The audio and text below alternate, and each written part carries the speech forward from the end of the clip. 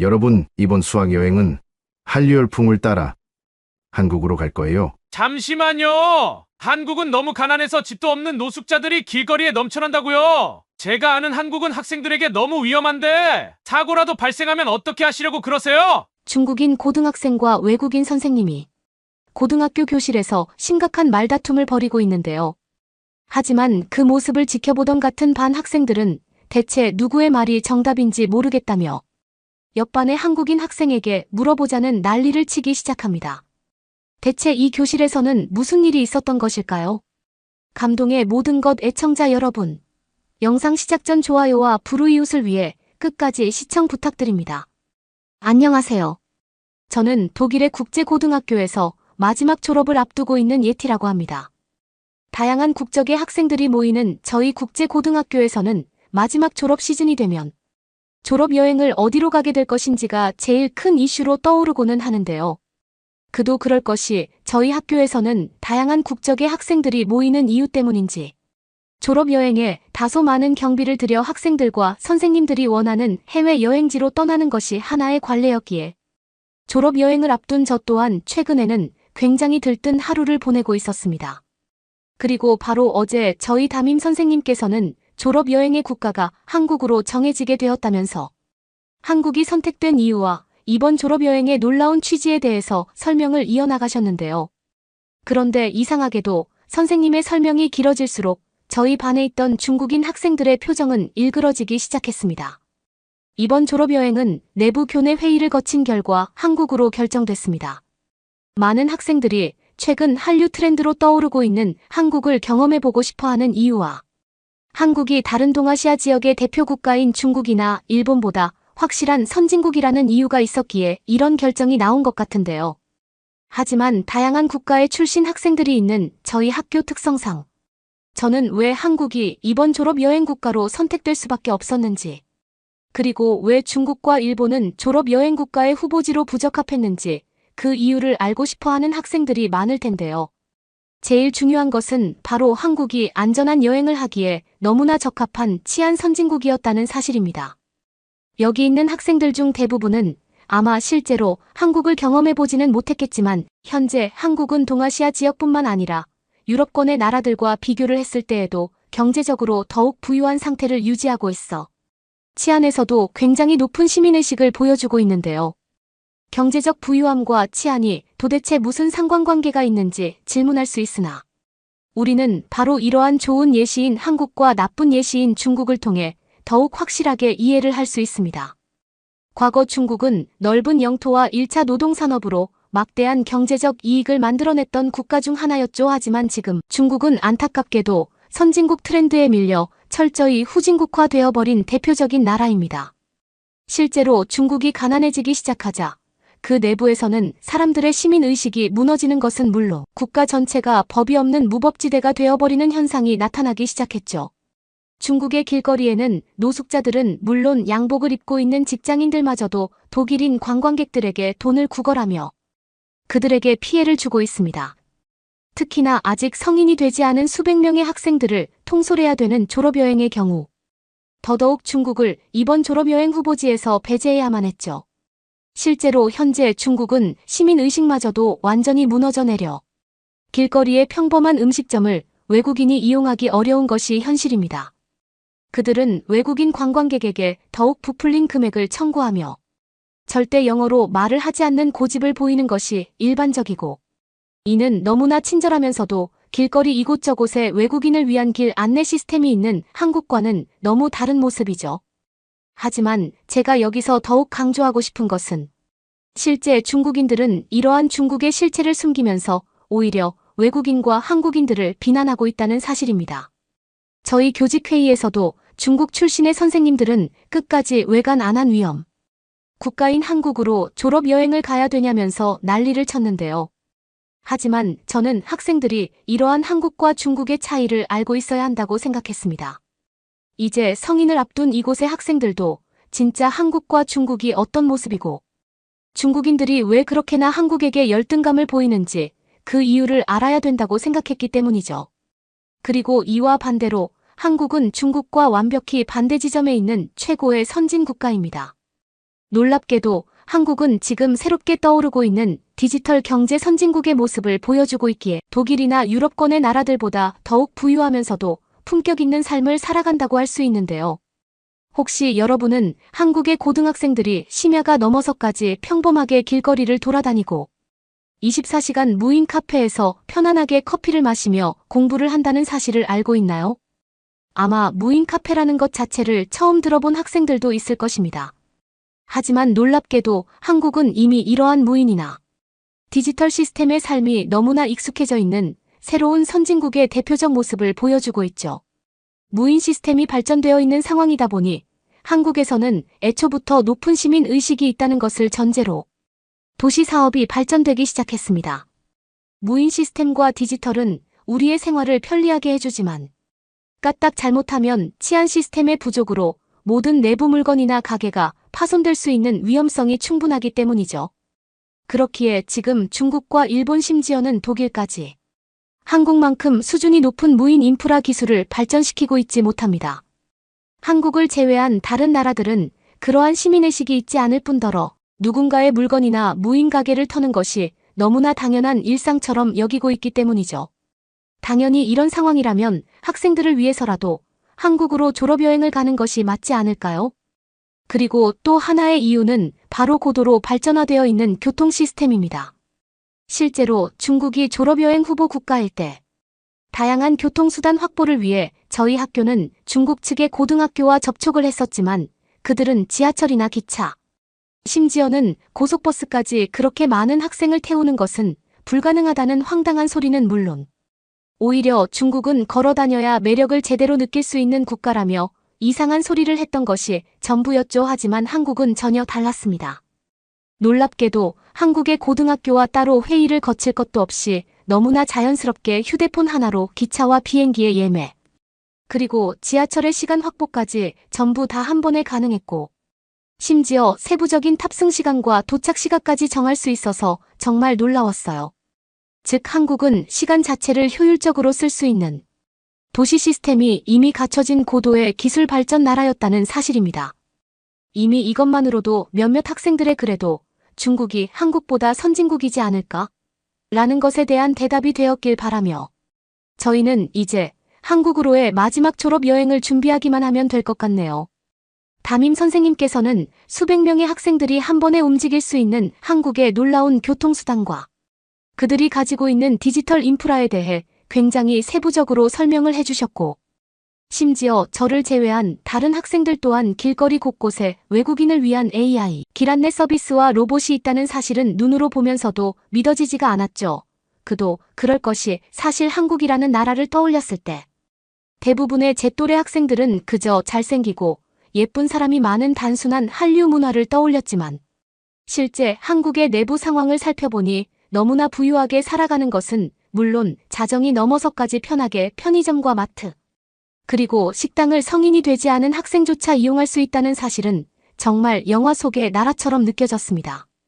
실제로 독일에서는 야외에서 공부를 더 하고 싶어도 저녁 9시만 넘으면 치안의 위험 때문에 답답하게 집에서 공부를 해야 하는 강제성이 있었는데 놀랍게도 한국의 학생들은 너무나 평범하게 새벽에 무인 식당에서 밥을 먹으며 공부를 하거나 야외 활동을 즐기고 있었기 때문이죠.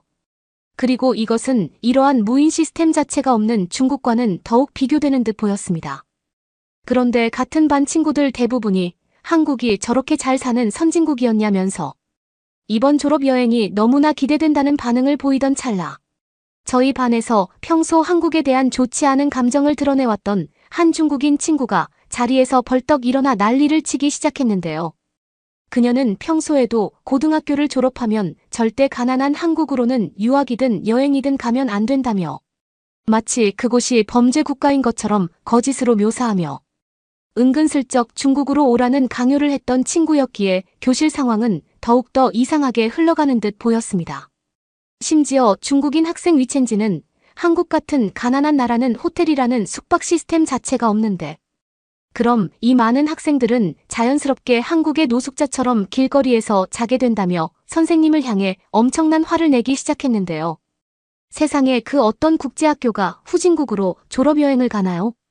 여기 있는 다른 학생들도 이런 결정에 동의하고 있다는 사실이 저로서는 상당히 당황스럽습니다. 극단적으로 말해서 한국은 지금 수백 명의 학생들이 머무를 수 있는 호텔 숙소마저 없는 가난한 나라예요. 그곳에서 거주하는 일반적인 국민들도 잠을 잘 수 있는 거주시설이 없어서 길거리나 공원에서 텐트촌을 만들고 잠을 자는 하루를 보내는데 어떻게 이런 나라로 가겠다는 결정을 내릴 수 있나요? 상황이 이렇게 될까봐. 저희 중국 출신 학생들이 무조건 졸업여행은 중국으로 가야 된다고 얘기를 하지 않았나요? 또한 심지어 지금 선생님께서는 계속해서 한국에 대한 거짓 설명들을 하고 계세요. 한국이 중국보다 부유하고 안전한 나라라고 하셨나요? 중국은 처음부터 시민의식이 너무 좋아서 한국의 경제적 지원과 시민의식의 기본인 학교 시스템을 설립해준 국가입니다. 즉, 지금의 한국은 결국 오래전 중국 정부와 교육단체들이 만들었다는 말이며 이러한 기본 사상에는 지금 선생님께서 그렇게 자랑하시는 한국인들의 시민의식도 중국 교육정부의 선제적인 가르침이 있었다는 말입니다. 하지만 역시나 이러한 사실을 아직도 많은 사람들이 모르는 상황을 보면 한국의 이미지 메이킹이나 언론 플레이가 얼마나 심각한지 알 수 있을 정도네요. 심지어 한국의 교통수단은 아직도 소나 말을 이용한 운송수단을 타고 다니는 나라입니다. 물론 외국인들이 그나마 많이 방문하는 대도시급에서는 이러한 모습을 볼 수 없겠지만 거기서 조금만 떨어진 외곽 마을로 나가보면 한국은 정말로 경운기와 소를 이용한 이동수단을 타고 다니며 자동차를 대신하고 있어요. 이미 이것만으로도 평범한 한국인들은 자동차를 구매할 수 없는 가난한 현실이라는 것을 누가 봐도 알 수 있지 않을까요? 경제적으로 너무 부유해서 이제는 전부 차를 가지게 되어 지하철이나 버스를 일부러 타지 않는 부유한 중국인들의 모습과는 완전히 다른 모습이라는 말입니다. 지금 유럽권의 나라들마저도 일반적으로 이동할 때 버스나 지하철을 타고 다니잖아요. 하지만 위대한 부유국가 중국은 아니라니까요. 제발 저희 중국 출신 학생들의 말을 단 한 번이라도 믿어주시길 바랍니다. 이렇게 많은 수백 명의 학생들이 중국으로 졸업여행을 간다면 독일의 위대한 사상과 교육, 방침까지 배우면서 진정한 부자 나라의 호텔은 어떤 모습인지, 부자 나라의 중국인들은 어떤 위대한 삶을 살고 있는지 볼 수 있는 좋은 기회인데 이번 기회를 한국으로의 결정 때문에 허무하게 날려버리다니 도저히 말이 안 되는 상황입니다. 혹시 이곳에 한국을 방문해 본 다른 학생들이 있나요? 저는 솔직히 말해서 이곳 국제학교에 오기 전 한국의 국제학교도 몇 번 경험했었습니다. 안타깝지만 한국인들은 지금 너무 가난해서 일반적인 국민들조차 여행을 하거나 여유를 즐길 수 있는 상황이 아닙니다. 상황이 이렇다 보니 한국은 자연스럽게 관광 사업이 줄어들었고 길거리에는 넘쳐나는 빈 가게들이 생기고 말았죠. 혹시 지금 이러한 현상을 보고도 그것들이 전부 무인 시스템 가게라는 오해를 하는 것 아닌가요? 한국에는 아직 무인 시스템을 도입할 수 있는 디지털 기술이 없습니다. 근데 지금 선생님처럼 한국을 전혀 모르는 사람들은 망해서 가게 주인이 사라지고 빈 가게만 남은 것인데 그 모습을 보고 한국의 무인 시스템이 대단하다는 헛소리를 하고 계신 거예요. 상황을 똑바로 보시길 바랍니다. 심지어 지금 이렇게 많은 학생들이 한국으로 졸업여행을 간다면 치안의 위험성도 배제할 수가 없습니다. 국제학교에 다니는 학생들은 이미 어느 정도 부유한 집안의 자식들이라 옷이나 신발 같은 외적인 용품들이 전부 명품일 텐데 가난한 한국인들이 이러한 외국인 학생들을 가만히 놔둘까요? 지금 저조차도 한국인들의 무서운 범죄, 국가 모습에 두려움에 떨릴 지경입니다. 한국으로 졸업여행을 시도해도 공항에 도착하는 순간 선생님의 겉옷이나 학생들의 여행 가방이 눈앞에서 도난당할 것이 분명합니다. 왜냐고요? 한국은 그만큼 가난한 후진국이기 때문이죠. 통상적으로 후진국의 국가들은 좋지 못한 시민의식과 치안을 가지고 있습니다. 이와 반대로 중국은 길거리에 CCTV가 가장 많은 국가 중 하나이고 이것과는 별개로 중국인들은 각자가 너무 부유해서 다른 사람의 물건이나 삶을 그렇게 신경 쓰지 않죠. 즉, 부유한 중국인들이 너무 많다 보니 이제는 남의 것을 훔치는 것조차 비효율이 되는 시기에 접어든 것입니다. 하지만 그만큼 그 나라의 치안이나 국격 자체는 굉장히 안전해지고 지금처럼 수백 명의 학생들이 여행을 시도하게 되는 졸업여행이나 단체 여행은 중국을 더더욱 안전한 여행 국가로 볼 수 있죠. 이미 객관적으로 봐도 이렇게나 한국과 많은 차이가 나는데 제 말을 믿기 어렵다면 이곳의 학생들에게 한번 투표를 받아보세요. 호텔도 없는 한국의 길거리나 공원에서 수많은 여행의 짐을 가지고 노숙을 할 것인지, 위대한 부유국과 중국으로 가서 중국 국제학교가 주는 최고급 호텔에서 잠을 잘 것인지 정해보라는 말입니다. 중국인 학생은 무엇이 그렇게 화가 나는지 길길이 날뛰며 담임 선생님을 쏘아붙이기 시작했고, 매우 기괴하게도 다른 중국 출신 학생들 또한 말 한 번 잘했다며 저것은 모두 사실이니 지금 당장 졸업 여행 목적지를 한국에서 중국으로 바꾸라는 난리를 치는 모습을 보였습니다. 하지만 오직 중국 학생들만 이러한 행동 패턴을 보이다 보니 같은 반 학생들은 또다시 중국인들이 한국에게 열등감을 보이고 있다며 짜증을 내기 시작했고, 그건 저 또한 마찬가지였는데요.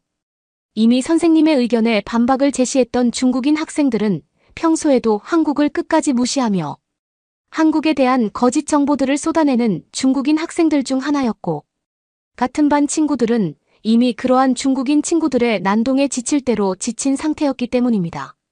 특히나 그 중에서도 더욱 이해할 수 없었던 것은 한국에 대한 거짓된 정보를 말할 뿐 아니라 꼭 문장의 끝에 중국에 대한 부풀린 정보를 첨가해 마치 중국은 한국의 100년 후에 국가처럼 상상이 되게 문장 구성을 맞췄기 때문이죠. 그리고 역시나 같은 반 친구들은 담임 선생님을 향해 중국인 학생들의 의견은 배제하고 한국으로 가는 것이 맞는다며 화를 내기까지 했고, 저 또한 그러한 의견에 동의할 수밖에 없었습니다. 근데 바로 그 순간 조용히 상황을 지켜보시던 담임 선생님께서는 반박을 제시했던 중국인 학생에게 학생이 한국을 방문했더라면 공항을 처음 갔을 텐데 그 공항의 이름이 뭔가요? 그리고 한국의 중심 수도가 어디인지 말해보세요라는 질문을 던졌습니다. 그러자 놀랍게도 바로 직전까지 길길이 날뛰던 중국인 학생은 갑자기 말을 얼버무리기 시작했고, 그 주위에 있던 중국인 학생들조차 당황하는 모습을 보였는데요. 그리고 그 순간 같은 반 학생들은 엄청난 야유를 그들에게 보낼 수밖에 없었습니다. 한국에 대해 조금만 관심이 있거나 상식적인 지식을 가지고 있더라면 인천공항과 한국의 수도 서울을 모를 리가 없었기에 대답을 못하는 그 중국인 학생들의 모습은 그저 한국에 대해 정말 아무것도 모른 채 선동 의견을 제시한 학생들 그 자체였기 때문이죠. 그리고 담임 선생님께서는 그 중국인 학생들을 모두 교실 가장 앞쪽으로 부르시더니 피할 수 없는 팩트 폭격을 날리기 시작했습니다. 학생은 지금 한국의 수도가 어디인지도 모르면서 한국에 대해 그렇게 많은 정보를 전달한 건가요? 아니면 방금 막 지어낸 소설 같은 이야기인가요? 저는 한 학교의 담임 선생님으로서 학생들의 미래를 위해 올바른 정보 전달과 안전을 책임질 이유가 있습니다. 이미 학교 내에서 모두 결정된 항목이지만 이번 결정에 대해 중국인 학생들만 꽤 예민한 반응을 보이는 현상이 정말 이상하네요. 왜 중국인 학생들은 한국으로 졸업여행을 가는 것에 못마땅해 하는 거죠? 당연히 중국도 과거에는 어느 정도 성장되어 있는 국가이기도 했습니다. 하지만 지금 학생도 중국을 떠나서 이곳 독일에서 교육을 받고 있는데 이미 그것만으로도 중국이 내부적으로 얼마나 무너져 있는지 말해주는 것 아닐까요? 단순하게 생각해서 지금 중국으로 수백 명의 학생들이 한 번에 이동한다면 무조건 범죄 피해를 겪게 되어 있습니다. 학교와 연계되어 있는 단체 여행의 특성상 공항에서 어느 정도 직원들의 도움을 받는 것이 필요한데 중국 공항 측은 저희에게 학생들을 안전하게 보호하고 싶다면 계약서도 쓰지 않고 추가 비용을 달라는 이상한 제안을 했습니다. 그리고 이러한 뒷돈 문화는 중국 전체에 퍼져 있는 악습이라고 할 수 있죠. 그리고 지금 중국의 치안이 얼마나 위험한지 알고 있나요? 길거리에 CCTV 설치 숫자가 제일 많지만 범죄 발생률이 가장 높은 국가가 바로 중국입니다. 즉 지금의 중국인들은 너무나 가난한 현실 때문에 앞뒤 따지지 않고 외국인들을 향한 도난이나 범죄 피해를 일으키고 있다는 것이죠. 자연스럽게 아직 사회적 판단이 어려운 고등학생들을 데리고 이러한 나라로 졸업여행을 가는 것은 미친 짓이라고 할 수 있습니다. 그렇다면 당연히 그보다 훨씬 안전하면서도 현재 세계 최고 수준의 치안 시스템과 사회적 시민 의식을 보여주고 있는 한국으로 가는 게 맞는 것이죠. 그리고 한국으로 결정을 내린 이유는 이것뿐만이 아닙니다. 학생은 한국에 호텔이 없다고 했지만 지금 한국에는 해외 호텔 기업체들도 다수 운영을 하고 있을 정도로 이미 그러한 레벨을 따질 수준이 아니에요. 하지만 놀랍게도 중국은 완전한 반대의 상황이죠. 중국의 경제가 급속도로 무너져 내리면서 사회적 안전망이 사라지기 시작하자 제일 먼저 반응한 것은 해외 호텔 사업체였습니다. 왜냐고요? 중국이 경제적으로 너무나 가난해지다 보니 중국의 길거리에는 노숙자들이 많아지기 시작했고 이러한 노숙자들은 자연스럽게 문이 열려있는 호텔로 몰래 들어가 잠을 자거나 숙식을 해결하는 현상이 급격히 증가했기 때문이죠. 그리고 더욱 심각한 문제는 바로 중국의 호텔 직원들은 이러한 상황을 보고 있으면서도 일을 그저 내버려 두거나 노숙자들의 얼마 없는 돈까지 뜯어가려는 황당한 모습을 보이고 있었다는 사실입니다. 지금 중국은 관광 자체가 불가능한 지옥의 나라라고 할 수 있죠. 이런 중국의 처참한 현실이 있는데 중국인 학생들은 이러한 상황은 교묘히 숨기고 지금 한국에 대한 거짓 정보를 전달했다고 할 수 있는 것입니다. 한국은 전 세계에서 가장 안전한 나라 중 하나이며 그들의 높은 시민의식은 자연스럽게 이번 2024년 외국인 관광객의 방문이 가장 많이 증가한 나라였고 그 통계 수치를 정확하게 보여주고 있어요. 특히나 더욱 놀라운 것은 이민이나 유학의 항목까지 똑같이 엄청나게 증가했다는 사실입니다. 중국과 완전히 반대의 상황이라고 할 수 있죠. 그렇다면 중국인 학생들 당신들은 도대체 무엇 때문에 이런 행동을 하는 것인가요? 그저 한국으로 졸업 여행을 가는 것에 열등감을 느끼는 건가요? 아니면 아무리 난리를 쳐도 한국의 경제 수준을 따라잡을 수 없다는 현실이 안타까운 것인가요? 지금 이곳에 있는 학생들도 모두 정확하게 기억하시기 바랍니다. 현재 중국은 전 세계적인 자연 피해뿐만 아니라 절대 방문을 해서는 안 되는 위험한 나라입니다. 특히나 도시 인프라는 처참하게 무너져 있어서 한국에서는 편하게 이용할 수 있는 버스나 지하철 시스템까지 중국은 현재 작동을 멈춘 도시들이 꽤 많이 있죠. 즉 중국 정부 자체적으로도 이미 무너지고 있다는 사실입니다. 하지만 중국은 이를 끝까지 외면하며 오히려 한국에 빌붙는 모습을 보이고 있어요. 아직도 많은 학생들이 모르겠지만 중국은 현재까지도 한국의 전통 발효 음식인 김치, 그리고 전통 의복인 한복을 자신들의 것이라고 거짓 주장을 하고 있습니다. 심지어 세계적으로 명성을 떨치고 있는 한국의 유명 인사들까지 원래는 중국인이라며 말도 안 되는 소문을 퍼뜨리고 있죠. 이게 바로 중국을 멀리해야 하는 이유입니다. 저 중국인 학생이 지금 한마디도 하지 못하고 그저 입을 다물고 있는 모습처럼 누군가가 한국에 대해 이런 거짓 선동 발언을 퍼뜨린다면 저의 말을 잘 기억했다가 똑같이 말을 하세요. 한국의 수도라도 알고 있는 상태에서 그런 말을 하냐고 말이죠. 구독과 좋아요 부탁드리며 사연자분께 전해드릴 댓글도 남겨주시면 전달해드리겠습니다. 그러면 더욱 감동적인 다음 사연으로 넘어가겠습니다. 한국으로 가시겠다고요? 아버지 지금 나이를 생각해보세요. 걱정도 안 되세요? 가서 무슨 일이 생기면 어떻게 하려고 하세요? 튀르키예 앙카라의 한 가정집에서 부자가 밥을 먹으며 이야기를 나누고 있습니다. 얼마 전 한국 측에서 초청을 받은 이 부자는 한국으로 가는 것에 대한 주제로 이야기를 나누고 있는데요. 아버지는 잠시 회상에 젖더니 단호하게 한국으로 가겠다고 하죠. 하지만 연세가 있으신 아버지의 건강이 걱정되는 아들은 얼굴이 빨개진 채로 뜯어 말리는데요. 이 부자는 과연 한국으로 향할 수 있을까요? 안녕하세요. 저는 튀르키예의 앙카라에서 중학교 교사로 일하며 아이들을 가르치고 있는 마이클이라고 해요. 저는 이곳 앙카라에서 태어나고 자랐어요. 지금은 아버지와 함께 둘이서 집에서 살고 있답니다. 이상할 일은 아니죠. 제 나이 40세의 아버지는 벌써 90이시니까요. 어머니와 아버지는 저를 조금 늦게 가지신 편이세요. 어머니가 돌아가신 지 벌써 5년 정도가 다 되어 가네요. 정말 지혜롭고 자상하신 분이셨어요. 아버지는 어머니가 돌아가시고 나서부터는 말수가 더 줄으셨어요. 아무래도 밖으로 많이 나가시는 성격이 아니시고 제가 출근하면 TV를 보는 것이 주된 일상이 되었기 때문이겠지만 가끔은 마음이 아파올 때도 있답니다. 그 누구보다 늠름하고 듬직하고 멋있으셨던 저희. 아버지께서 약해진 모습을 볼 때마다 속상한 마음이 들기도 하고요. 저희 아버지는 전직 군인이셨어요. 장교까지 하셨던 분이시죠. 아버지는 엄격하실 때도 있으셨지만 늦게 낳은 저를 최선을 다해 길러주셨어요. 덕분에 부자는 아니지만 많은 사랑을 받고 자랄 수 있었고, 저 또한 항상 아버지를 존경해왔죠. 지금도 마찬가지예요. 아버지가 가장 존경스럽답니다. 그러던 평범한 아침에 제게 날아온 이메일 하나가 저와 아버지를 훌쩍 떠나게 만들 거라고는 상상도 못했어요. 휴일에 저는 아침 식탁에 앉아 커피를 마시며 이메일을 확인하고 있었는데, 평소 봤던 뉴스레터나 업무 관련 메일들 사이에서 튀르키예 한국전쟁 참전용사와 가족 초청이란 제목이 눈에 띄었어요. 순간 가슴이 쿵 내려앉는 느낌이었죠. 이메일을 자세히 읽어보니 참전용사셨던 저희 아버지를 한국으로 초청하는 참전용사협회에서 온 메일이었어요. 한국전 참전용사들의 희생을 기리고 화해를 다지기 위한 노력의 일환으로 마련된 일주일간의 방한 일정이 첨부된 초청장이 와 있었죠.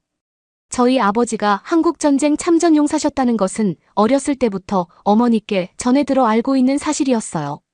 하지만 아버지는 전쟁에서 겪었던 일을 거의 말씀하시지 않으셨어요.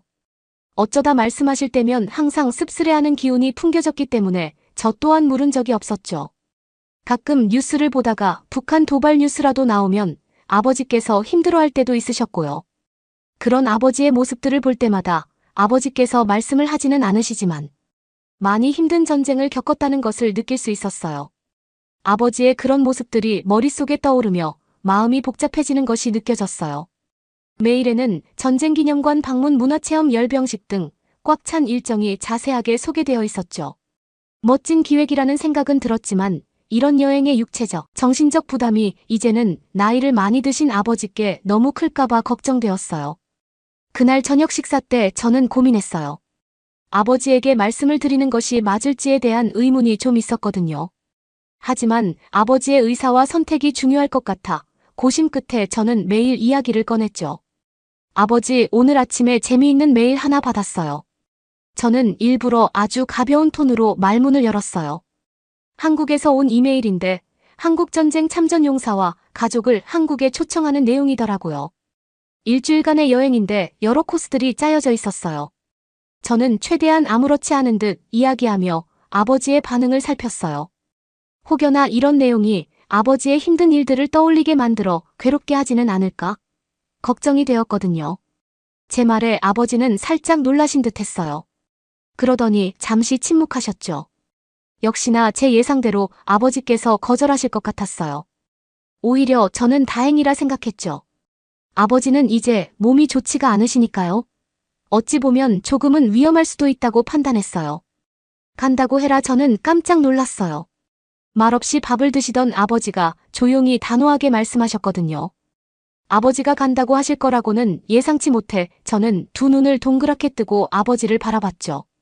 바라본 아버지는 말없이 계속해서 밥을 드셨어요.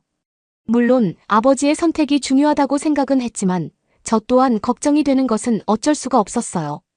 하지만 아버지 한국은 이곳에서 너무 멀고 건강도 예전 같지 않으신데 힘들까봐 걱정되어 제가 조심스럽게 아버지에게 말씀드렸어요. 그리고 힘들었던 기억들이 아버지의 건강에 문제가 될까봐도 그렇고요. 여러모로 건강에 무리가 갈 수도 있지 않을까 싶은데요. 거절하는 게 낫지 않을까요? 걱정이 된 저는 솔직하지만 조심스럽게 아버지에게 이야기를 이어나갔어요. 하지만 아버지는 제 생각보다 더 단호하셨어요. 마이클 이번이 마지막 기회일 수도 있단다. 죽기 전에 다시 한번 그곳을 둘러보고 우리 동료들에게 경의를 표하는 게 맞아. 아버지는 저를 똑바로 쳐다보며 말씀하셨어요. 아버지의 눈빛은 아버지 장교 시절의 그 단단한 눈빛과 같은 눈빛을 하고 있더군요. 그 모습을 보며 저는 더 이상 제가 말리는 것은 불가능하다는 것을 직감으로 알 수 있었어요. 그럼 가겠다고 답장할게요. 아버지의 모습에 저는 마지못해 동의했고 아버지를 잘 모시겠노라고 약속했지만 저는 그 여행의 가치에 대해 여전히 회의적이었어요. 좋은 취지의 초청이었고 그것에 감사함을 느꼈지만 저희 아버지가 가서 과연 괜찮을지는 여전히 의문이 들었거든요. 하지만 이미 저희는 가기로 결정했고 제가 할 수 있는 것은 아버지를 가서 잘 보필하는 것뿐이었어요. 저는 다음 날 바로 학교의 사정을 설명하고 일주일 동안 휴가를 내게 되었어요. 학교에서는 감사하게도 저의 사정을 이해해 주셨죠. 그렇게 아버지와 일주일간의 한국 방문을 위해서 짐을 싸고 준비를 시작했어요. 준비 과정에서 아버지를 보았는데 한 사진을 보고 계시더군요. 약간 눈물을 훔치시는 것 같기도 했어요. 아버지에게 다가가자 아버지는 황급히 사진을 품에 넣으셨죠. 짐은 다 쌌냐 아버지께서 저에게 물으셨어요. 저 또한 아무렇지 않은 듯 답했죠. 네 아버지 다 쌌어요. 내일 일찍 출발이니 얼른 주무세요. 저는 아버지를 가볍게 포옹하고 방으로 올라갔어요. 아버지에게 혼자만의 시간이 필요해 보였거든요. 침대에 누우면서도 많은 걱정이 들었지만 저는 이왕 가게 된 거. 아버지께서 최대한 힘들지 않고 즐기실 수 있도록 잘 보필하겠다는 생각만 하며 잠에 들게 되었어요. 그리고 다음 날 저희 부자는 공항에 도착해 비행기에 탑승했어요. 아버지는 오랜만에 비행으로 약간 설레하는 것 같아 보이기도 하더라고요. 아버지는 창문 밖을 계속해서 바라보고 계셨어요. 아마 오래 걸릴 거예요. 불편한 거 있으시면 말씀해 주세요. 제가 미소를 지으며 아버지께 말했어요. 아버지는 조용히 고개만을 끄덕거리셨죠. 비행기를 타고 서울에 가는 길은 역시나 매우 길었어요. 약 10시간이나 걸렸거든요. 하지만 아버지는 지치셨다기보다는 오히려 기대에 부풀어 보이셨어요. 마침내 비행기가 인천국제공항에 곧 착륙 예정이라는 안내 멘트가 나오며 비행기가 화려한 도시 풍경 위로 날아갔어요. 창문 너머로 펼쳐진 풍경은 정말 인상적이더라고요. 반짝이는 고층 빌딩과 북적대는 고속도로 활기 넘치는 주거 단지가 눈에 가득 들어왔습니다. 아버지는 조금 놀라신 것 같았어요. 아버지께서 전쟁의 잿더미라고 수없이 말씀하신 모습과는 너무나 달랐으니까요. 인천국제공항에 착륙하자마자 저희는 공항의 현대성과 효율성에 감탄할 수밖에 없었어요. 깔끔하고 체계적인 공간과 친절한 직원 덕분에 입국이 순조롭고 편안했던 것은 물론이었고 많은 상점들과 면세점 그리고 편의시설까지 완벽하게 들어서 있었어요. 이곳에서 며칠 살라고 해도 살겠더라고요. 안녕하세요. 혹시 레오님과 마이클님 맞으신가요? 저희가 짐을 찾고 나오자 한 남성분이 미소를 지으며 저희에게 물었어요. 네, 맞습니다. 누구시죠? 제가 물었죠. 저는 두 분을 인솔하기 위해 협회에서 나왔어요. 뵙게 되어 영광입니다. 와주셔서 정말 감사합니다. 그 협회 직원분은 약간 북받친 듯 저희 아버지를 보며 90도로 인사를 건넸어요. 아버지 역시 복잡한 감정이 드는 것 같아 보이더라고요. 그분은 곧바로 저희의 짐을 함께 들고 차로 향했죠.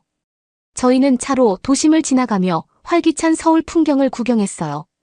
서울은 전통과 첨단 기술이 어우러진 매력적인 도시였어요. 한옥마을부터 강남의 네온사인까지 역사와 발전이 잘 어우러진 풍부한 도시 같아 보이더라고요. 그날 저녁 저희는 호텔에 짐을 풀고 다른 참전용사들과 가족들과 모여 전통 한식을 맛보았습니다. 정말 맛있는 불고기 비빔밥 물론 김치까지 화려한 식당이었죠. 다른 참전용사분들과 이야기를 나누시면서 아버지는 여러 감정이 교차로 느껴지시는 것 같아 보였어요. 한편으로는 반가워하는 마음이 드는 것 같아 보이기도 하셨죠. 그러다 아버지는 다시 추억에 잠기셨어요. 아버지의 모습에 저는 대화 주제를 전환했습니다. 내일 서울 국립현충원에 들른다고 하더라고요. 그곳에서 조의를 표한 뒤 한국이 얼마나 변했는지 볼 수 있을 거예요. 아버지는 고개를 끄덕이시며 약간의 기대감이 묻어나는 목소리로 말씀하셨어요. 그래야지 어떨지 궁금해지는구나. 다음 날 아침 저희는 현충원으로 가기 전 한복 체험을 하게 되었어요. 한복에 대해 듣긴 했지만 직접 보고 입어보니 새롭더라고요. 가게에는 아름답게 곱게 지은 옷들이 수북이 쌓여 있었어요. 협회에서는 저희에게 한복을 입어보라고 하더라고요. 아버지께서 화려한 한복 옷을 입으시는 모습이 재밌기도 하고 어색하기도 한 듯이 둘러보시더라고요. 과정은 생각보다 꽤 까다로웠어요. 하지만 친절한 점원들이 한복을 고르고 바르게 입혀주셔서 다행이었죠. 아버지께서는 한복을 입어보는 건 처음이라고 하셨어요. 한복을 입어보는 건 처음이구나 아버지께서 말씀하시며 저를 보셨습니다. 좀 낯설기도 하고 이상한 기분이 드는구나. 아버지는 살짝 웃으시면서 말씀하셨어요. 약간은 어린아이 같아 보이기도 하셨죠. 저는 아버지가 한복을 입은 모습을 기록하기 위해 카메라를 들었어요. 사진을 찍을 때 아버지 표정에서는 자부심이 엿보였죠. 아버지 엄청 멋지세요. 제가 미소 지으며 말했더니 아버지께서 고개를 끄덕이시며 흐뭇한 미소를 지으셨죠. 이런 한국의 모습도 재미있구나. 역사가 녹아있는 것 같아 저희는 즐겁게 한복을 입고 사진을 남긴 뒤 평상복으로 갈아입고 다음 목적지인 서울국립현충원으로 향했어요. 현충원은 고유하고 잘 관리되어 있었습니다. 전쟁 중 수많은 이들이 희생됐음을 잊지 않게 했죠. 참담한 전쟁의 상처를 보여주는 곳이었어요. 아버지와 다른 참전 용사분들께서는 가져오신 군복으로 환복하고 나오신 다음 경의를 표하셨어요. 그 광경은 매우 무겁고 경이롭기까지 했어요. 다들 잠시 그때로 돌아간 듯한 기분을 받았죠.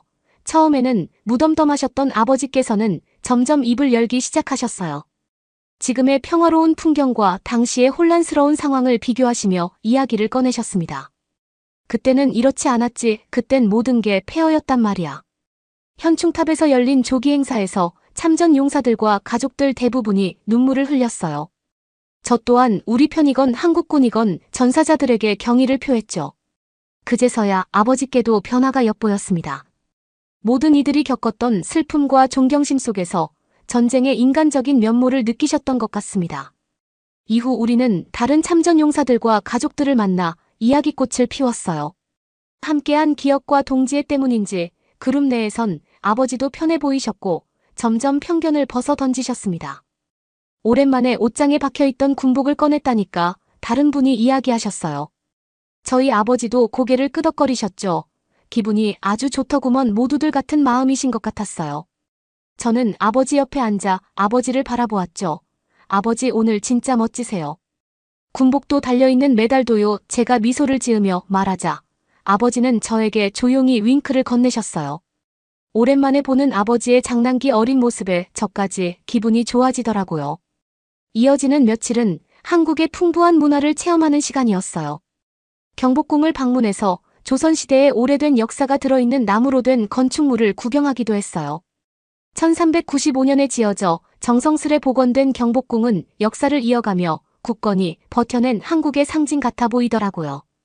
또 국립중앙박물관 방문 또한 인상적이었어요. 유물과 현대 미술품까지 전시돼 있어 한국의 역사와 현대화가 절묘히 어우러져 있었죠. 전시장은 나라가 고난을 이겨내고 번영했음을 보여주었죠. 그리고 나서 저희는 전쟁 박물관에도 도착했어요. 전사하신 튀르키예 군인들의 이름이 새겨진 기념비도 이곳에 있었죠. 아마 그것들이 아련한 기억을 떠올리게 했을 거예요. 지나간 날들의 고통과 회한이 담겨 있었겠죠. 아버지는 이름들이 적혀있는 기념비 앞에 흰 꽃을 한 송이 놓으며 잠시 서 계셨어요. 아는 이름들이 꽤 보인다고 하셨죠. 그러다 한 이름을 가리키면서 중얼거리며 그때를 회상하셨어요. 저 자식이 죽기 3일 전에 같이 술을 마셨었어. 아버지는 그때가 생각이 나시는 듯 말씀하셨죠. 탄약을 가지러 갔다가 맥주도 함께 가지고 오더라고. 아버지는 피식 웃으셨죠. 웃기는 놈이었어. 힘들었지만 즐겁기도 했지. 그러고는 잠시 말을 멈추셨어요. 그리고 휴전일 전날에 세상을 떠났어. 70년이 지났는데도 생생하게 기억이 나는구나. 아버지는 눈가가 살짝 촉촉해지신 것 같았어요. 그런 아버지를 보며 저도 가슴이 아려오는 듯했지만 저는 그런 추억들이 아버지의 마음을 치유하는 과정이라고 믿기로 했어요. 아버지가 마음껏 회상하고 마지막으로 털어내시기를 바랬죠. 저녁 때가 되면 저희는 서울을 돌아다녔습니다. 특히 인사동의 고미술 가게와 전통다실은 참 좋았어요. 번화한 분위기가 제 취향이었고 아버지도 그 공예품과 역사를 소중히 여기셨거든요. 어느 날 밤 인사동 술집에서 아버지께서 말문을 터셨습니다. 소주의 온기와 여유로운 분위기 때문일까요? 술집 안은 음식 내음과 북적이는 사람들 소리가 가득했어요. 아버지 전늘, 아버지 전쟁 경험을 듣고 싶었어요. 제가 아버지와 소주를 한 잔씩 나누며 조심스레 입을 열었습니다. 아버지께서 거의 말씀하시지 않으셨잖아요. 아버지는 소주를 한 모금 마시시더니 길게 한숨을 쉬셨어요. 오랫동안 묻었던 기억들을 더듬으시는 것 같았죠. 그리고 말씀을 시작하셨어요. 회한과 그리움이 담긴 목소리로 말이죠. 내가 부산에 도착한 건 1950년이었단다. 그때 부산은 평평했고 허술한 나무 막사들로 가득했지. 배를 타고 도착했는데 첫인상은 전쟁 냄새였어. 화약 냄새, 땀 냄새, 그리고 공포가 풍기는 냄새 말이다. 아버지는 잠시 멈췄습니다. 당시를 눈앞에서 다시 지켜보시는 것 같았죠. 우린 그냥 꼬마들이었어. 내가 19살이었는데. 저 상황을 제대로 알 리가 없었지. 그리고 나서 우리는 바로 전선으로 내몰렸어. 첫 며칠은 그저 혼란스럽고 어수선했다. 저는 소주를 더 따르며 아버지께 계속 말씀해달라고 권했습니다. 아버지 손이 약간 떨리셨지만 이야기를 꺼내실 준비를 하고 계신 듯했죠. 전란 중에 만난 친구와 가깝게 지냈었어. 서로를 보살펴주면서 우리는 거의 형제같이 지냈었지. 제이슨이 기억에 남는데 아주 재치있게 구는 녀석이었어. 힘들고 어두운 때일수록 우리를 웃게 했었지. 지금 생각해도 골 때리는 녀석이야. 아버지는 실소를 터뜨리시다가 다시 목소리가 가라앉으며 울먹이는 목소리로 말씀하셨어요. 저는 아버지 손을 조용히 잡아드리며 물었죠.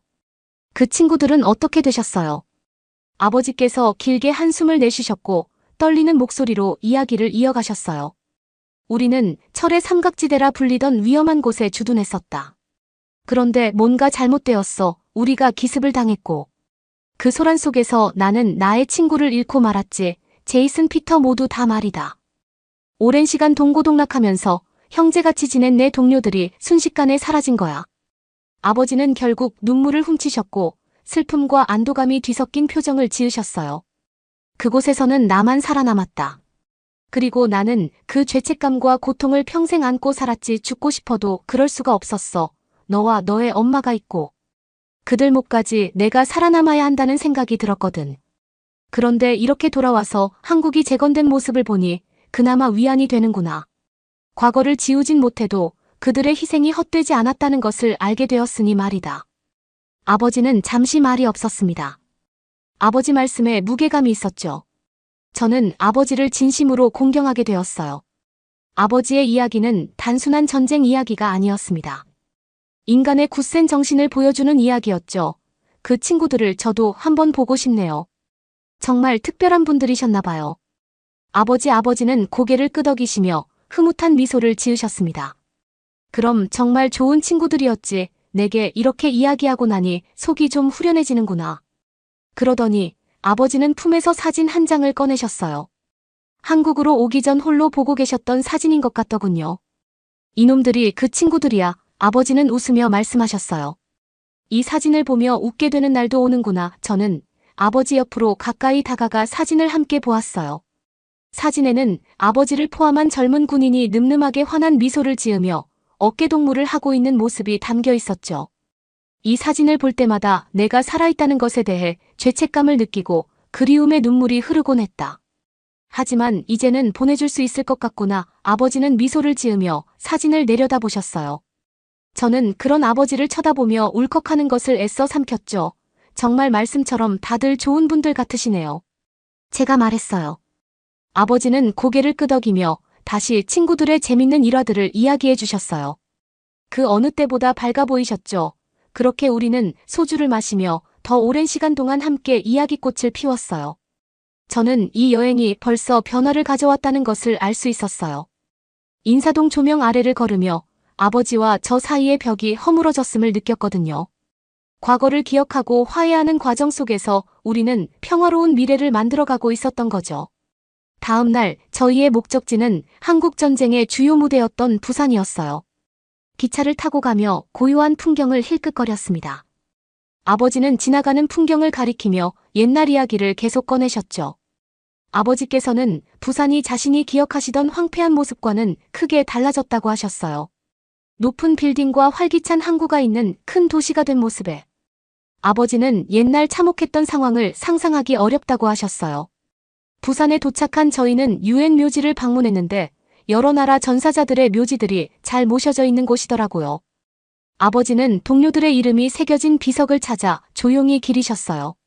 저도 그 이름들 앞에서 전쟁의 역사와 희생의 의미를 되새겼죠. 그런데 뜻밖에도 아버지를 알아본 한국 참전용사 한 분을 만나게 되었어요. 지금 80대 후반이신 그분이 아버지를 반갑게 포옹하셨습니다. 통역을 통해 두 분은 전후 시절 이야기를 나누셨죠. 대화를 통해 그때 전쟁 속에서의 우정과 인간미 있는 순간들을 회상하시며 미소를 지으셨어요. 이럴 수가. 레오, 오랜만이네. 그분이 말씀하셨습니다. 살아남아 정말 다행이야. 눈가가 촉촉해진 상태로 그분은 저희 아버지를 포옹하셨어요. 아버지는 고개를 끄덕이시며 함께 감격해 하셨죠. 기억해줘서 고맙네 자네도 무사해서 다행이야. 여행이 마무리될수록 아버지의 변화가 느껴졌습니다. 한때 한국 이야기가 나오면 씁쓸한 표정만을 지으셨던 아버지께서 이제 존중과 감탄의 말씀을 하고 계셨으니까요. 여행이 과거와 현재를 잊고 묵혀두었던 아픈 상처를 치유해주고 있다는 것이 아버지에게서 보였어요. 부산에서 열린 마지막 행사에서 참전용사들과 가족들이 함께 모였습니다. 한국 정부에서 한국전쟁에 국제병력을 보냈던 나라들의 공로를 기리는 자리였죠. 그 자리에는 연설과 공연 진심 어린 경의가 있었어요. 평소 무덤덤하셨던 아버지께서도 당당한 모습으로 경건히 행사에 임하셨죠. 저는 다른 가족들과도 이야기를 나누었는데 저희 아버지와 비슷한 사연들이 참 많다는 것을 알 수 있었어요. 말 한마디 못하고 전쟁의 고통을 안고 살아온 아버지나 할아버지분들의 이야기였죠. 그 공감과 감사의 자리에서 저는 하나 된 공동체 의식을 느꼈습니다. 행사가 끝나고 아버지와 숙소로 돌아가며 이번 여행 중 언제가 가장 기억에 남는지 제가 여쭤보았어요. 오늘이 가장 기억에 남는구나. 아버지는 고민도 하지 않고 바로 말씀하셨어요. 한국에 오기 전까지는 기억이 가물가물한 것 같았는데 오기 기억이 한꺼번에 전부 돌아오는 것 같은 기분이었어. 특히 오늘 유엔 묘지는 예전 한국을 떠나기 전에는 훨씬 평평했고 하얀 십자가들로 가득 차 있었는데 지금은 훨씬 멋지게 동료들의 무덤을 가꾸어 놓았더구나. 이번에 오지 않았다면 보지 못했을 거다. 아버지께서도 그 고유한 역사 현장에서 평화를 얻으신 것 같아 보이셨어요. 아버지는 걸으시면서 한국인들의 굳건한 정신을 칭송하셨죠. 한국이 이렇게 잿더미에서 다시 일어났다니. 놀라울 뿐이야. 여전히 자부심과 유산을 소중히 여기는 모습이 참 대단하게 느껴지는구나. 저는 이 여행이 한국을 알게 된 길이었을 뿐 아니라 아버지를 이해하는 과정이었음을 깨달았습니다. 전쟁의 폐허에서 일어선 나라처럼 아버지께서도 평생 동안 인생을 일구셨다는 것을 알 수 있었으니까요. 마지막 날 밤 우리는 서울의 화려한 야경을 바라보며 마지막 술잔을 기울였습니다. 고층 빌딩과 전통 기와집이 공존하는 모습이 과거와 현재의 조화를 상징하는 듯했어요. 마치 저와 아버지처럼 말이죠. 마이클 이렇게 한국에 데려와 주어서 참 고맙구나. 아버지께서 진심을 담아 말씀하셨습니다. 어쩌면 나에게 이런 여행이 필요했던 것 같구나. 이제껏 그걸 모르고 살았어. 아버지는 저를 보며 미소를 지어주셨어요. 저도 아버지를 보며 미소를 지었습니다. 큰 보람을 느껴졌어요. 여행이 저에게도 소중한 경험이었습니다. 아버지 존경합니다. 아버지 살아주셔서 감사해요. 그렇게 저희는 함께 미소를 지으며 한국에서의 마지막 소주잔을 기울였습니다. 다음 날 저희는 또 오랜 시간 비행기를 타고 고국으로 돌아왔지만 이 여행의 추억은 여전히 함께하고 있었어요. 아버지는 예전의 절망과 아픔에서 벗어나 세상을 새로운 시선으로 바라보게 되었다고 하셨죠. 아버지의 변화가 느껴져 저도 자부심과 안도감이 들었어요. 한국 전우에게서 우정을 이어가자는 편지가 집으로 온 적도 있었어요. 아버지께 보여드리니 아버지는 매우 기쁜 미소를 지으셨죠. 마음의 변화를 엿볼 수 있는 작은 순간이었어요. 이번 한국 여행을 통해 저희는 과거의 상처를 마주하고 교류의 힘을 그리고 이해와 공감으로 편견을 극복할 수 있음을 깨달았어요. 또한 저희에게도 치유와 화해의 기회가 되었죠. 어느 날 아버지는 저에게 말씀하셨어요. 마이클 너는 내게 큰 선물을 안겨주었구나. 한국을 다시 보고 그들의 문화를 알게 되면서 내 마음의 평화가 스며들게 되었어. 전쟁의 고통은 아직도 남아있지만 이제는 그 아픔을 받아들이고 어느 정도는 털어낼 수 있게 되었단다. 고맙구나. 저는 아버지를 꼭 안아드렸습니다. 마음속으로 저는 이 여행이 우리 가족에게 준 선물에 감사함을 느꼈어요. 우리는 서로를 이해하게 되었고 과거의 아픔을 극복할 수 있게 되었으니까요. 한국 여행을 통해 저는 한 가지 큰 교훈을 얻었습니다. 바로 편견을 버리고 열린 마음으로 다른 문화를 존중하는 것이 얼마나 중요한지를 알게 되었죠. 우리는 서로의 차이를 인정하고 그 속에서 배울 점을 발견해야 해요. 그렇게 해야만 진정한 화해와 평화가 가능해지니까요. 이제 저는 아버지의 발자취를 따라 세상을 보다 넓은 시각으로 바라보려 합니다. 문화적 다양성을 존중하고 서로의 이야기에 귀 기울이며 평화로운 길을 걸어가려 해요. 이 여정이 저에게 준 가장 소중한 선물이기 때문입니다. 저와 아버지에게 큰 경험과 변화를 준 한국과 참전용사협회 분들께 감사함을 전하고 싶어요. 감사합니다. 살아계셔 주셔서, 그리고 나라를 지켜주셔서, 그리고 저희 아버지와 다른 분들의 희생을 기억해 주셔서 감사합니다. 그러면 더욱 재미있는 다음 사연으로 넘어가겠습니다. 한국이 치안이 좋나? 일본이나 슬로베키아 봐봐. 정말 허술하잖아. 여기 외국에서 보안업체 직원들이 대화를 나누고 있는데요. 일본의 사건과 슬로바키아 사건을 보니 한국도 뻔하다고 이야기를 하고 있습니다. 오늘의 사연은 한국 때문에 인생이 바뀌었다는 프랭클 씨의 사연인데요. 오늘의 사연 시작하겠습니다. 안녕하세요. 저는 캐나다인 프랭클이라고 합니다. 새로운 삶을 시작하기 위해 지구 반바퀴를 날아가는 비행기를 타게 될 줄은 꿈에도 생각하지 못했습니다. 하지만 저는 캐나다에서 온 전직 보안요원이었던 50세의 나이로 한국에 막 착륙하려던 순간이었습니다. 모든 것은 몇 달 전 서울에서 일자리 기회가 생겼을 때 시작되었습니다. 저는 15년 넘게 보안 분야에서 일해왔고 변화를 원했습니다. 한국에 대해 알아갈수록 더 큰 흥미를 느꼈습니다. 한국 전쟁 이후 최빈국 중 하나였던 한국이 어떻게 세계 12위의 경제대국으로 성장했는지, 한국의 놀라운 경제 성장에 대해 읽었습니다. 서울의 현대적인 고층 빌딩과 첨단 산업뿐만 아니라 수백 년을 이어온 아름다운 궁궐과 사찰의 사진도 보았습니다. 하지만 솔직히 걱정이 되기도 했습니다. 한국 사회는 엄격한 사회적 규칙과 위계 질서가 존재하고 상당히 경직되어 있다고 들었거든요. 외국인으로서 제가 얼마나 잘 적응할 수 있을지 확신이 없었어요. 한국어가 영어와 많이 다르고 특히 기성세대가 영어를 잘 못하는 한국인이 많다는 것도 알고 있었죠. 언어 장벽이 큰 한국에서 일상생활을 잘 해낼 수 있을지 의문이 들었습니다. 이런 우려에도 불구하고 무언가가 저를 자꾸만 한국으로 이끌었습니다. 그 글은 레딧에 있는 반응들이었는데요. 한국에 가서 정말 좋았다. 맛있는 게 많다. 밤 10시에 돌아다녀도 괜찮다라는 나는 글들을 봤습니다. 아마도 완전히 새로운 문화에 몰입하는 도전이었을 겁니다. 아니면 한국에서 영어를 가르치면서 자신의 경험에 대해 극찬을 멈추지 않았던 친구 피터의 격려 때문이었을 수도 있겠습니다. 그는 한국이 세계에서 가장 안전한 나라 중 하나이며 범죄율이 매우 낮다고 말했습니다. 그는 한국 사람들이 믿을 수 없을 정도로 친절하고 관대하며 어려움에 처한 외국인을 기꺼이 도와준다고 설명했습니다.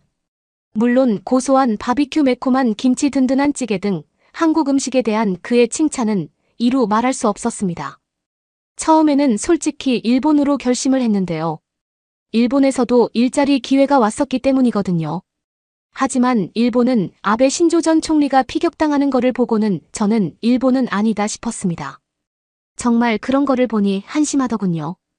또 최근에 슬로베키아 총리가 피격당하는 기사도 본 적이 있는데요. 정말 허술하고 아쉽더군요. 그래서 일본은 제 리스트에서 지웠습니다. 저는 도약을 결심했습니다. 캐나다에서의 생활을 정리하고 친구 가족들과 작별 인사를 나눈 뒤 서울행 비행기에 몸을 실었습니다. 인천국제공항에 내리면서 저는 창문에 얼굴을 대고 한국을 처음 보게 될 날을 손꼽아 기다렸습니다. 공항 자체는 제가 한국에 대해 읽었던 모든 정보처럼 세련되고 현대적이며 효율적인 모습이 인상적이었습니다. 모든 것이 질서정연하고 첨단 기술처럼 보이는 것에 감탄하며 세관을 통과하고 짐을 찾았습니다. 버스를 타고 서울로 가는 길은 더욱 놀라웠습니다. 고속도로에는 한국의 급속한 도시화를 증명하듯 우뚝 솟은 아파트 단지가 줄지어 있었습니다. 저 멀리 도시를 둘러싸고 있는 산들이 보이는데 도시와 공존하는 자연의 아름다움을 느낄 수 있었습니다. 도심에 가까워질수록 건물들은 점점 더 높이 솟아오르고 눈부신 레드 디스플레이와 기발한 건축 디자인으로 더욱 미래지향적이었습니다. 하지만 가장 인상 깊었던 것은 사람들이었습니다. 거리에는 다양한 연령대의 한국인들이 생업에 종사하며 활기차게 움직이고 있었어요. 단정한 교복을 입은 학생들, 깔끔한 정장을 입은 비즈니스맨, 전통 한복을 입은 할머니들을 볼 수 있었습니다. 언어의 장벽에도 불구하고 저는 예상하지 못했던 따뜻함과 공동체 의식을 느꼈습니다. 새 아파트를 찾다가 길을 잃었을 때, 한 친절한 중년 남성이 영어를 거의 하지 못함에도 불구하고 친절하게 안내해 주었습니다. 제 아파트는 세계 각국의 레스토랑과 상점으로 유명한 이태원이라는 활기찬 동네에 있었습니다. 여행 가방을 풀고 적응을 시작하면서 저는 설렘과 걱정이 뒤섞인 감정을 어쩔 수 없이 느꼈습니다. 한편으로는 새로운 모험을 시작한다는 설렘과 한국과는 전혀 다른 문화에 몰입할 수 있다는 기대감이 들었습니다.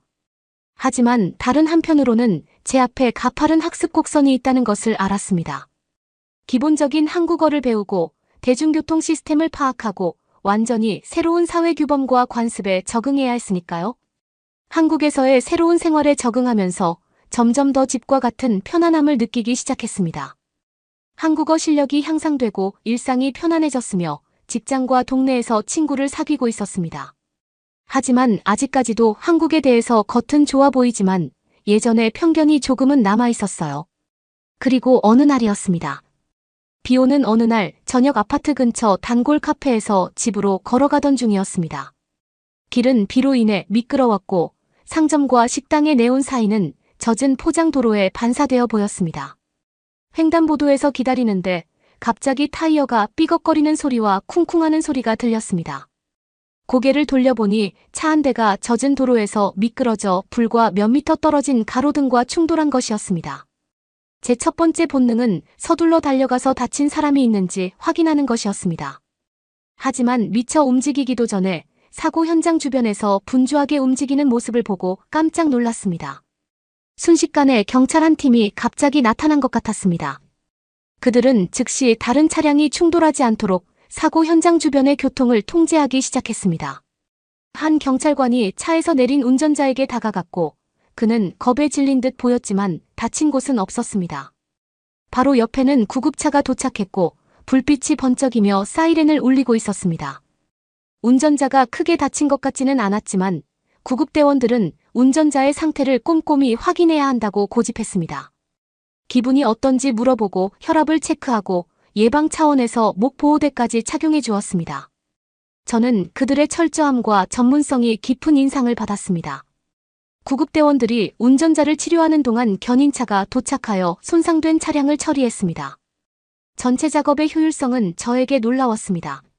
순식간에 차는 견인차에 연결되고 사고 흔적도 거의 남기지 않은 채 사라졌습니다. 경찰관들은 한동안 현장에 남아 교통 흐름이 원활하게 이루어지고 있는지 확인하고 충돌로 인한 잔해를 청소했습니다. 이 모든 장면을 지켜보면서 저는 신속하고 조직적인 대응에 감탄하지 않을 수 없었습니다. 마치 잘 안무된 춤을 보는 것 같았고 모든 참가자가 각자의 역할을 완벽하게 수행했습니다. 캐나다에 돌아와서도 이런 모습은 처음 보았습니다. 그 후 며칠 동안 저는 사고와 사고 처리 방식에 대한 생각을 멈출 수 없었습니다. 몇 가지 조사를 해보니 한국은 세계에서 가장 선진적이고 효율적인 응급 대응 시스템을 갖추고 있다는 사실을 알게 되었습니다. 경찰 구급대원 및 기타 응급구조대원들은 고도로 훈련되고 최첨단 기술을 갖추고 있습니다. 또한 중앙집중식 출동 시스템 덕분에 원활하게 협력하고 있습니다. 저는 안전과 비상사태 대비에 대한 관심이 한국 사회에 깊이 뿌리내리고 있다는 것을 알게 되었습니다. 한국 어린이들은 어릴 때부터 규칙을 지키고 서로를 배려하는 것이 중요하다는 것을 배웁니다. 학교와 직장에서 정기적으로 안전훈련을 실시하고 건축법부터 식품 안전까지 모든 것을 관리하는 엄격한 규정이 있습니다. 안전과 질서에 대한 강조는 한국 생활의 여러 측면에서 분명하게 드러났습니다. 길거리는 항상 깨끗하고 잘 정비되어 있었으며 쓰레기나 낙서는 거의 찾아볼 수 없었습니다. 기차와 버스가 정시에 도착하고 출발하는 등 대중교통이 원활하게 운영되고 있었습니다. 범죄율도 매우 낮았으며 특히 폭력 범죄는 매우 드물었습니다. 이방인인 저는 이 모든 것이 인상적이면서도 조금 놀라웠습니다. 캐나다에서 자란 저는 좀 더 느긋하고 개인주의적인 문화에 익숙해져 있었거든요. 체계적이고 규칙을 중시하는 한국 사회가 처음에는 다소 답답하게 느껴졌어요. 하지만 한국에 머무는 시간이 길어질수록 이러한 접근 방식의 장점을 더 많이 느끼게 되었습니다. 질서와 규율의식이 공동체 의식과 사회적 책임감으로 이어지는 것을 보았죠. 사람들은 서로를 배려하고 더 큰 공익에 기여한다는 자부심을 가지고 있었습니다. 사회가 원활하게 기능하기 위해 모두가 각자의 역할을 하고 있다는 진정한 감각이 있었습니다. 물론 완벽한 사회는 존재하지 않으며 한국에도 분명 문제와 도전이 있었습니다. 하지만 그 교통사고와 그 여파를 목격하면서 한국 문화의 강점에 대해 새롭게 인식하게 되었습니다. 새로운 고향이 된 이 나라에 감탄하고 배울 점이 많다는 것을 알게 되었죠. 한국에서의 여정을 계속하면서 저는 이 교훈을 가슴에 새겼습니다. 한국 생활에 점점 적응해가면서 지역사회와 더 많이 교류하고 싶은 마음이 커지기 시작했습니다. 그동안 업무에 집중하고 새로운 문화에 적응하느라 주변 이웃에 관심을 가질 겨를이 없었거든요.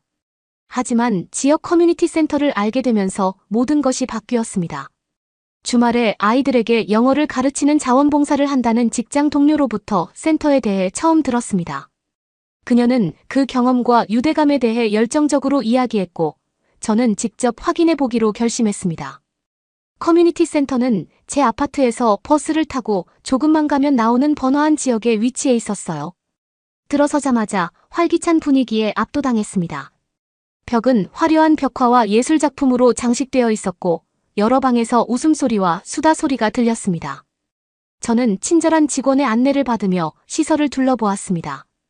그녀는 센터에서 미술 수업과 음악 수업부터 스포츠팀과 언어, 교환에 이르기까지 모든 연령대의 사람들을 위한 다양한 프로그램과 활동을 제공한다고 설명했습니다.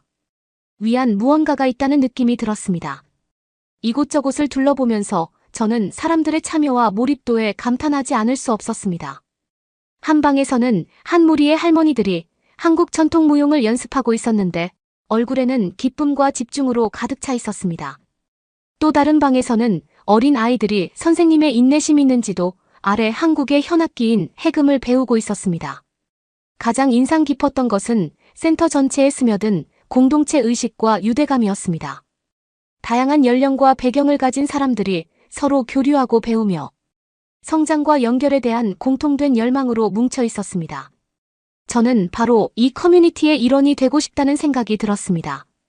저는 영어 실력을 향상시키고 싶어하는 중학생들과 함께 일하는 영어 튜터 자원봉사에 등록했습니다. 처음에는 제 한국어 실력이 부족하거나 학생들과 소통할 수 없을까? 와, 조금 긴장했어요. 하지만 학생들이 저를 두 팔 벌려 환영해주자 그런 두려움은 금세 사라졌습니다. 학생들은 제가 도착하면 항상 미소를 지으며 선생님 안녕하세요라고 인사할 정도로 열성적이고 열정적이었습니다. 학생들은 때때로 서툰 제 한국어를 인내심을 가지고 기다려주었고 우리는 웃음과 배움으로 가득한 관계를 빠르게 발전시켰습니다. 몇 주가 지나면서 저는 봉사활동 시간이 점점 더 기다려지는 저를 발견했습니다. 물론 학생들의 영어 실력 향상에 도움을 주었다는 만족감도 분명 보라 믿는 일이었지만요. 저는 센터의 다른 활동에도 참여하기 시작했습니다. 저는 매주 배드민턴 그룹에 가입하여 배드민턴에 대한 공통된 사랑으로 뭉친 다양한 한국인과 외국인 그룹을 만났습니다. 한국 역사부터 마음챙김과 명상까지 다양한 주제의 강연과 워크숍에 참석했습니다. 이 모든 경험을 통해 한국 문화에 대한 이해와 감사가 깊어지는 것을 느꼈습니다. 전통 도자기의 정교한 문양부터 사물놀이의 힘찬 북소리까지 한국의 풍부한 예술적 유산에 대해 배웠습니다.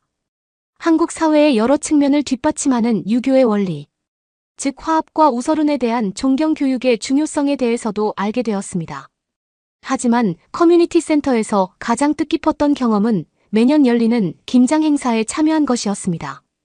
매콤한 발효 채소 요리인 김치는 한국 요리의 필수품이자 한국 문화 정체성의 중요한 부분입니다. 매년 가을 가족과 커뮤니티가 모여 겨울을 날 수 있는 많은 양의 김치를 담그기 위해 모입니다.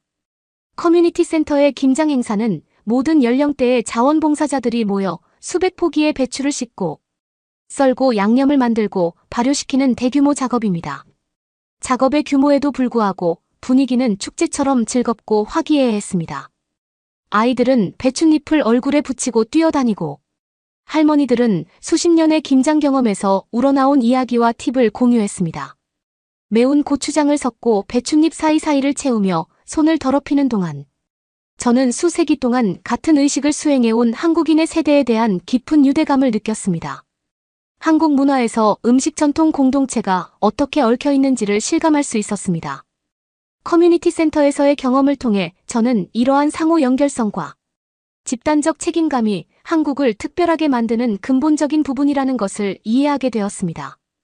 식민지에서 전쟁 급격한 근대화에 이르기까지 역사적으로 엄청난 도전과 격변을 겪어온 이 나라에서 공동체의 힘은 끊임없이 닷을 내리는 역할을 해왔습니다.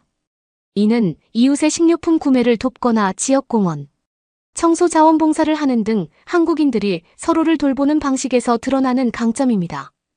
코로나 팬데믹 기간 동안 최전선에서 일하는 의료진과 도움이 필요한 사람들을 지원하기 위해 지역사회가 힘을 모았던 것처럼 위기 상황에서 대한민국이 하나로 뭉치는 모습을 직접 목격할 수 있었습니다. 그리고 새로운 문화와 삶의 방식을 탐색하는 외국인으로서 개인적으로 느낀 힘이기도 합니다. 커뮤니티 센터에서 받은 환영과 지원을 통해 저는 단순히 받아들여지는 것이 아니라 진정으로 더 큰 무언가의 일부가 되었다는 느낌을 받았습니다. 언어나 국적을 뛰어넘는 소속감은 연결과 보살핌이라는 인간적 경험 공유에 뿌리를 둔 것이었습니다. 한국에서의 시간을 돌이켜보면 커뮤니티 센터에서의 경험이 영원히 기억에 남을 것 같습니다. 그들은 저에게 공동체의 진정한 의미를 가르쳐 주었고 한국 정신의 아름다움을 보여주었습니다. 그리고 입양된 가정이 저를 변화시킨 방식과 그 이야기의 작은 일부가 될 수 있는 기회에 대해 깊은 감사함을 느끼게 해주었습니다. 한국에서의 시간이 지나면서 저는 전혀 예상하지 못했던 방식으로 변화하고 있는 제 자신을 발견했습니다. 처음 한국에 도착했을 때는 새로운 문화와 생활 방식에 어떻게 적응해야 할지 몰라 불확실성과 의구심으로 가득했습니다. 하지만 몇 달이 지나고 몇 년이 지나면서 저는 한국이 단순한 거주지가 아니라 진정한 고향이 되었다는 것을 깨달았습니다. 돌이켜보면 제가 겪은 모든 경험과 직면한 모든 도전이 이러한 변화에 어떤 역할을 했는지 알 수 있습니다. 번화한 서울의 거리를 누비며 응급서비스의 효율성과 보살핌을 목격하고 언어를 배우고 주민센터에서 자원봉사를 하는 등 매 순간마다 한국과 제 자신에 대해 새로운 것을 배웠습니다. 제 관점이 얼마나 달라졌는지 단적으로 보여주는 한 가지 사건이 기억에 남습니다. 하루 일과를 마치고 집으로 향하는 지하철을 타고 있었어요. 전철은 붐볐고 저는 한 무리의 고등학생들 사이에 끼어 있었습니다. 예전 같았으면 이런 상황에서 짜증을 내거나 불편함을 느꼈을 수도 있고 개인 공간이 부족해서 좌절했을 수도 있습니다. 하지만 그곳에 서서 학생들의 제잘거림을 듣고 창밖으로 도시의 네온사인이 번쩍이는 모습을 바라보고 있자니 만족감이 저를 덮치는 것을 느꼈습니다. 답답하게만 느껴졌던 친밀감이 이제는 도시의 혈맥을 관통하는 인간적 유대감을 상기시키며 편안하게 느껴졌습니다.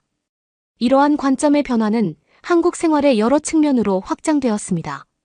처음에는 경직되고 혼란스러워 보였던 위계적인 사회 구조가 존중과 화합이라는 유교적 가치에 뿌리를 두고 있다는 것을 이해하면서 이해가 되기 시작했습니다. 개인보다 집단을 우선시하는 집단주의적 사고방식은 개인주의적인 서구 문화에서 자란 저에게 매우 낯설었지만 협력과 사회적 책임을 키우는 데는 강점을 드러내기 시작했습니다. 처음에는 막막하기만 했던 언어도 기쁨과 소통의 원천이 되었습니다. 한국어 실력이 향상되면서 주변 사람들과 더 깊이 소통할 수 있게 되었고 말의 표면적인 의미뿐 아니라 그 이면에 담긴 감정과 문화적 뉘앙스를 이해할 수 있게 되었습니다. 아주 간단한 문장도 제대로 구성하지 못하던 언어학습 초창기 시절이 생각납니다. 제 실수를 비웃지 않고 부드럽게 바로 잡아주고 응원해준 한국인 친구들과 동료들의 인내와 격려가 기억납니다. 이러한 작은 친절 덕분에 저는 새로운 보금자리에서 환영받는 것이 아니라 진정으로 받아들여지고 있다고 느끼기 시작했습니다. 또는 한국에서의 여정에 어려움과 좌절이 없었던 것은 아닙니다. 캐나다에 있는 가족과 친구들이 그리울 때도 있었고 모국어와 문화에 대한 친숙함이 그리울 때도 있었습니다. 한국과 서양의 사고방식의 차이가 극복할 수 없을 것 같았던 혼란과 오해의 순간도 있었습니다. 하지만 그 모든 과정을 거치면서 한국인의 따뜻함에 끊임없이 놀랐습니다. 1990년대 후반의 경제 위기나 최근의 팬데믹과 같은 어려움 속에서도 한국인들이 다시 일어서는 모습에서 그 저력을 보았습니다. 먼 땅에서 온 이방인인 저를 그들의 삶과 마음으로 환영하는 모습에서도 느꼈습니다. 가장 가슴 뭉클한 사례 중 하나는 한국의 추수감사절에 해당하는 추석 연휴에 있었던 일입니다. 당시 한국에 온 지 1년이 조금 넘은 저는 캐나다에 있는 가족들이 추석을 맞아 모인다는 사실에 향수병과 외로움을 느끼고 있었습니다. 그런데 놀랍게도 한국인 동료의 가족으로부터 추석 명절에 함께 가자는 초대를 받았습니다. 처음에는 가족 시간을 방해하고 싶지 않아 망설였지만 명절에는 누구도 혼자 있어서는 안 된다며 고집을 부렸습니다. 그렇게 저는 작은 시골 마을에서 대가족의 따뜻함과 웃음소리에 둘러싸여 있는 제 자신을 발견했습니다. 우리는 송편전 갖가지 색색의 채소와 반찬 등 추석 전통 음식이 가득한 낮은 테이블에 둘러앉아 바닥에 둘러앉았습니다. 우리는 게임을 하고 이야기를 나누며 서툰 한국어와 서툰 영어를 섞어가며 소통했습니다. 하지만 그날의 기억 중 가장 기억에 남는 것은 다름에도 불구하고 다름으로 인해 인정받고 보살핌을 받았다는 소속감입니다. 그 느낌은 제가 한국에 대해 사랑하게 된 많은 것들, 즉 관대함 깊은 공동체 의식 문화적, 언어적 차이를 뛰어넘어 연결성을 찾는 능력 등 많은 것을 요약한 것이었습니다. 지금 이 자리에 앉아 여정을 되돌아보니 한국이 제게 준 모든 것에 대해 깊은 감사함을 느낍니다. 한국은 저에게 도전과 변화를 주었고 안전지대를 벗어나 새로운 방식으로 세상을 바라보고 존재할 수 있도록 저를 밀어주었습니다. 공감과 인간관계의 힘에 대한 진정한 의미를 가르쳐 주었습니다. 한국에서의 여정이 아직 끝나지 않았다는 것을 알고 있습니다. 아직 배워야 할 것이 너무 많고 새로운 경험을 해야 할 것도 많고 사람들을 만나야 할 것도 많습니다. 하지만 인생이 저를 어디로 이끌든 제 마음, 한 구석은 언제나 이 놀라운 나라와 국민에게 속해 있을 것이라는 것도 알고 있습니다. 외부인이 보기에 한국은 대국의 경제력과 정치력에 가려진 작은 나라처럼 보일 수 있습니다. 하지만 직접 경험해 본 사람들에게 한국은 엄청난 깊이와 아름다움을 지닌 곳이며 불굴의 정신이 가장 큰 힘인 나라입니다. 저는 미래를 바라보며 한국이 제게 준 교훈과 사랑을 가슴에 담고 있습니다. 그리고 제가 아무리 멀리 떠돌아다녀도 고요한 아침의 땅 이곳에 항상 제 집이 있다는 것을 알고 있습니다. 여러분은 어떻게 보셨나요? 응원과 격려의 한마디씩을 댓글로 남겨주시기 바랍니다. 사연자분들에게 전달해드리겠습니다. 실제 사연 제보를 받고 있습니다. 채택되신 분께는 작은 선물도 보내드리고 있습니다. 저희의 사연이 여러분의 하루에 작은 힘이 될 수 있었으면 좋겠습니다. 감동적인 사연을 주변 분들과 이야기 나눠보세요. 더욱더 좋은 영상으로 다시 찾아뵙겠습니다.